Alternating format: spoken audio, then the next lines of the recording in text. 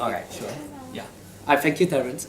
So basically, I'm Kit Chan and I'm a founder and executive director of Kit Chan Studio. I've been doing professional photography for the last 12 years. Actually, I started the year dinosaur died. So it's been a long time. So initially, I was contacted to write this book by Un Yo. As you know, Un is the special editor of MPH. He's a very prolific writer. I think he has written 7 books and has a column. He asked whether I would write a book. Of course, my first thought was why. You know why? Because number one, there's so much free content online, and there's already so many good books written about photography already. Okay, but then anyway, I'm keen to meet with Un because I read his column, you know, and out of respect, and I actually wrote back and I said, oh, by the way, is this Vanity Publishing? Then he said, no, this is a special project by MPH, which is a masterclass series where we gather, where they gather a group of Malaysian authors who is very prominent in their specific field.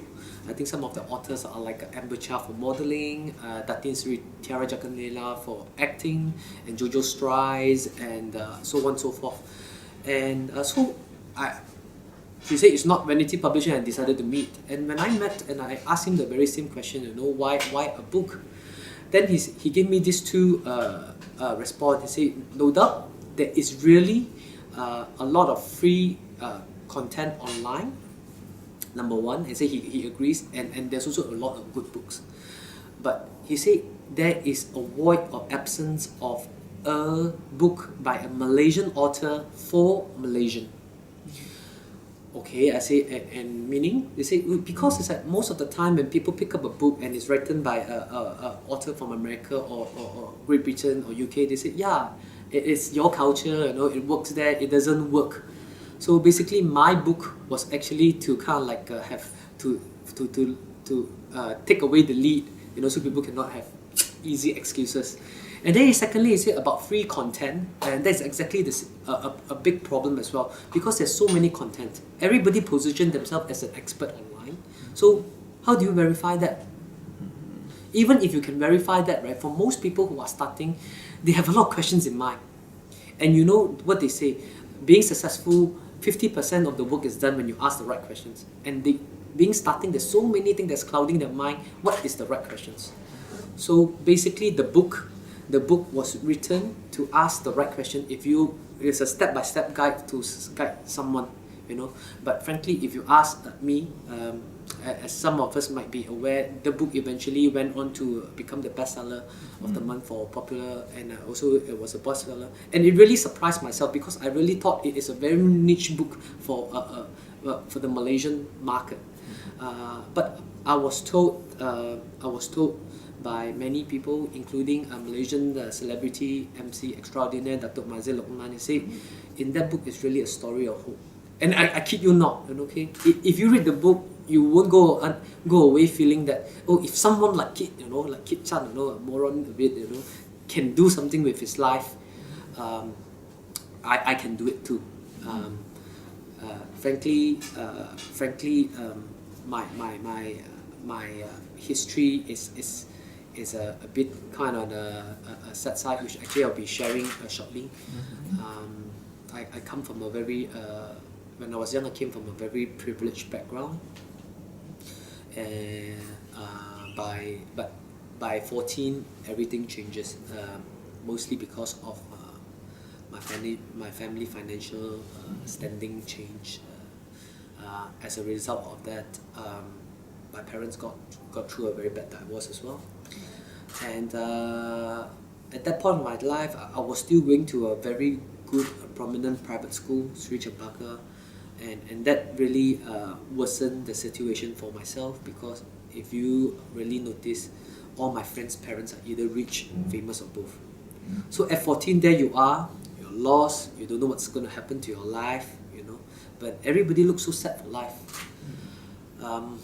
As a result of that, I was very lost.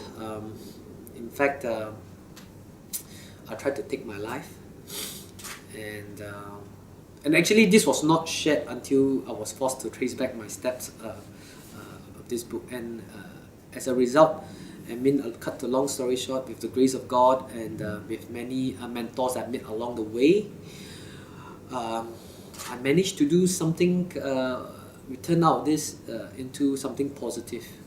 And if for someone who's coming from that background can do it, I think many more. And so I feel compelled that the same way that I've been helped, is about time that I give back to, I do my bit back for the society. In fact, the royalty for the book, for the first print run, the author's royalty are all donated to charity towards youth foundations, and that is where I believe in sowing. Okay, that's a very good question, Terence. And the thing is, like, for us as a professional, right, we are paid for our results, meaning there's no accidents, right? Accidents are for amateurs, because no one will hold you accountable to it. So for us, there's a lot of planning process in place. Like we try to understand the client, we try to understand the event flow, and of course, based on experience, we would do actually a lot of prep work. And also, we most of the time, I mean, I don't try to say, I'm not trying to say it is just another gig for me, but we have done enough, and we've done a fair bit. But most of the time I say it, it's the first time for the couple. So in terms of preparation, it's more of us preparing them, you know, what kind of like what to expect, not just in terms of photography. So I really regard myself as a professional wedding guest. And I think in terms of doing wedding photojournalism, the expertise and the experience, you know, what they say about experience. Experience are basically what God gave to you that you wish that He gave to someone else. We kind of like go through the event. So like sometimes clients says that, you charge me this amount of money for 4 hours work. But really, I like to, I mean, not to bring up our standard, but we like to compare our expertise with a surgeon. Like for instance, if someone were to go for a procedure, for bypass, say it takes 2 hours, you never go to the surgeon and say, hey, doc, 40,000 for 2-hour bypass. No, what are you concerned? You're concerned that how many successful bypass he has done, whether you will come out alive, and who has he done it for. So basically, with that in mind, hiring a wedding photojournalist is almost the same. So we bring a whole body of knowledge to the event itself. So we don't go unplanned. So planning is very, very critical element of the wedding. Of course, you know, with plans, you know, things happens, but at least you have backup plans. Oh, that's The next one. okay. I mean, frankly, for us as a professional, firstly, we don't want to bask on the past glories. Because what happened is, it's always a mindset that we look forward for the best. When you expect the best to come, it will come.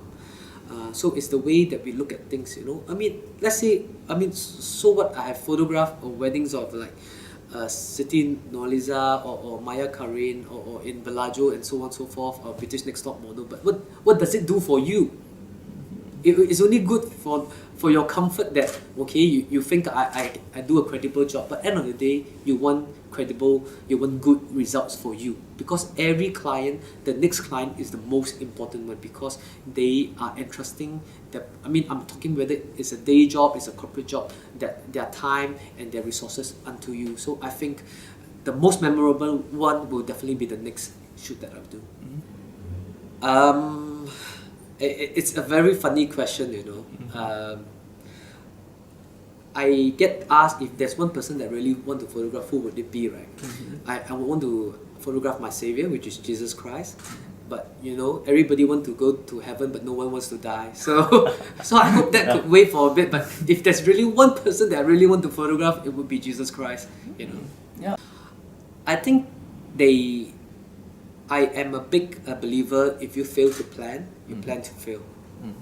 And the thing is, like, before the actual plan take place, we must we kind of need to really crystallize why we are doing this. without the wife, it wouldn't really drive your craft. It wouldn't really drive you when the hard time comes. But if you have a strong why, the how is easy. I mean, I could recommend you my best friend. He gives consultancy for free. His name is Mr. G, Mr. Google. You can how to anything and he will answer you. But only if your why is strong enough. So most of the time, I find a lot of young photographers wanting to do it for the wrong reason. Or like, it looks so glamorous, you fly here, you fly there, you photograph Elle Macpherson, Jackie Chan, and so on and so forth. But I do a lot of donkey work before I do that one, It's a lot of, but because my wife is strong enough, I persevere all through the tough times as well. So when we began, it was very tough, and that's not, we'll get the book, that we don't have time for a short interview like this. Yeah. I see. I think the skills will override the equipment, but not to say that we have lousy equipment. I think the number one most important equipment that we must have is actually the eyes. Because like these days I give a lot of seminars. In fact, my recent book is just published on a digital camera magazine, and the whole piece was entirely on my pictures that are taken with my mobile phone. But of course, as a professional, I think it's like, let's just backtrack. Let's not talk about camera. Let's talk about cars. Okay, now, if I were to give you, Terence, a Formula One car, what would you do with it? Wow. I guess I drive all over the place and all that. Yeah, at top speed and all that stuff. I think without proper lessons, the chances are the first thing you do is crash it, Yeah, quite true. So we need to have the fundamentals so that when the right equipments are given to you, you can use it properly. Same with chefing. Or same with like if your mother cooks so well, just imagine your mother cook very well, right? And then you say, Mom, the food tastes so good today. The microwave must be very good. Yeah. Yeah. It's actually, so the microwave is to facilitate the process, and given to the right hands, they will do amazing job. So I think first, most important is the skills. But of course, I won't use just any camera for my work because of the demands of the technologies today.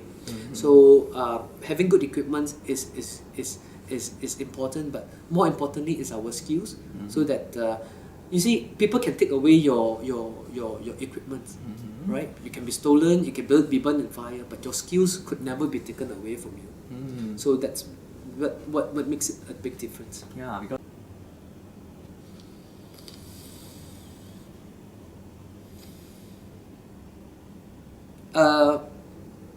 it wasn't advice, it's more a question. The question come in a form like, I don't want to sound religious. It's, would you like to accept Jesus Christ as your Savior? Because without Him, I don't think anything would have transpired. I might not have even been alive. So really, I think statements or questions are most powerful when they come in a form of a question, because it's very easy to give advice, and it's also very easy to hear because you don't really need to think about it. But when it comes in the form of a question, I think it's way more powerful because it forces you to reflect, and that's why I love reading. I listen to a lot of audiobook because sometimes, and this is part of the theme of the fair, why I love reading, and I'm quite a bookworm, is when it can be some people's, it's good when you have a audiobook, but sometimes we are just a consumer. We're just letting it run in the background. Okay, replay. Hopefully repeat enough, then but when you read, right, it forces you to think. So it's a question as well.